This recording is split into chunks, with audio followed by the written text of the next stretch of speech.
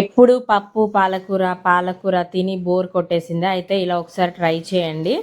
ఒక 2 పెద్ద ఉల్లిగడ్డలు తీసుకోండి. ఒక గుప్పెడు వెల్లుల్లిపాయలు, అంటే ఇంకా మీరు ఎక్కువ తింటే టేస్ట్ నచ్చితే ఎక్కువ వేసుకోండి, ఇంకా టేస్ట్ సూపర్ ఉంటుంది. అందులో ఉప్పు, కారం.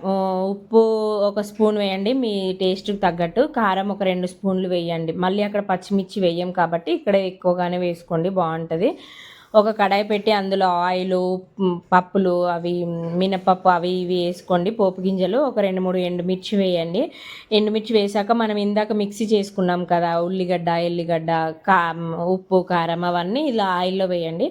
ఆయిల్లో వేసి మొత్తం పచ్చివాసన అంతా పోయి ఇలా ఆయిల్ సపరేట్ అయ్యే వరకు లో ఫ్లేమ్లో ఫ్రై చేయండి. ఫ్రై చేశాక మనం ముందుగా కట్ చేసి పెట్టుకున్న పాలకూర కూడా ఇందులో వేసి బాగా మిక్స్ చేసి క్యాప్ పెట్టి మంచిగా ఉడకనివ్వండి. ఇలా ఉడుకుతుంది, ఆయిల్ అంతా సపరేట్ అవుతుంది కదా, అంతేనండి. లాస్ట్లో కొత్తిమీరతో గార్నిష్ చేసుకోండి. Thank you for